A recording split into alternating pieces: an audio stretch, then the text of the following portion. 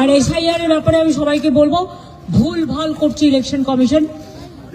জীবিতদের মৃত দেখাচ্ছে, বয়োজ্যেষ্ঠদের নাকে নল পরিয়ে নিয়ে যাচ্ছে, এবং যেসব অ্যাপ করেছেন বিজেপির আইটি সেলকে দিয়ে, সেগুলো ইললিগাল, আনকনস্টিটিউশনাল, আনডেমোক্রেটিক। এভাবে চলতে পারে না। আপনাদের বলবো, আপনারাই ক্রস চেক করুন এবং আপনারা মানুষের পাশে দাঁড়ান। আমার পাশে দাঁড়ানোর দরকার নেই।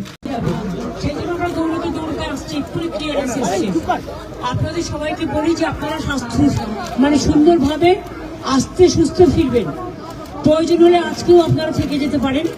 আপনাদের থাকার সব অ্যারেঞ্জমেন্ট আছে, ডিএম করেছেন, গঙ্গাসাগর প্রশাসন করেছেন, আপনাদের অসুবিধার কোনো কারণ নেই। আমি গঙ্গাসাগরের মানুষকে, মা বোনেদের, বিশেষ করে ভাইদের সকলকে, আমার সব তীর্থযাত্রীদের, এনজিওদের আমার অনেক অভিনন্দন, আমার ছোট ছোট বন্ধুদের জানাচ্ছি। এবং গঙ্গাসাগর মেলায় অনেক অতিথি আপনাদের আসবে। আপনাদের বেচা কেনাও যেমন হবে, তেমনি অতিথিরা যাতে প্রশংসা করে সেটা আপনাদের সকলকে লক্ষ্য রাখতে হবে, যাতে কারো কোনো ত্রুটি না হয়।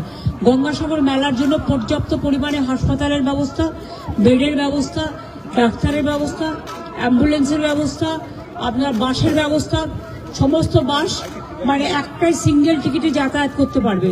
আর 5 লাখ টাকা করে সবার ইন্স্যুরেন্স করা আছে, যদি কেউ দুর্ঘটনা কবলে মারা যায় বা কিছু হয়, সেজন্য আমরা পুরো মেলায় যারাই আসে এবং তীর্থযাত্রী সহ, লোকাল লোক সহ, সাংবাদিক সহ, সকলের, অফিসার সহ সকলের একটা ইন্স্যুরেন্স আমাদের করাই থাকে।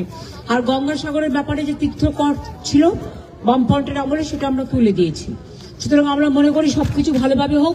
কালকে আবার আউটরাম ঘাটে প্রোগ্রাম হবে, দেখা হবে। সবাই ভালো থাকবেন, সুস্থ থাকবেন, সুন্দর থাকবেন।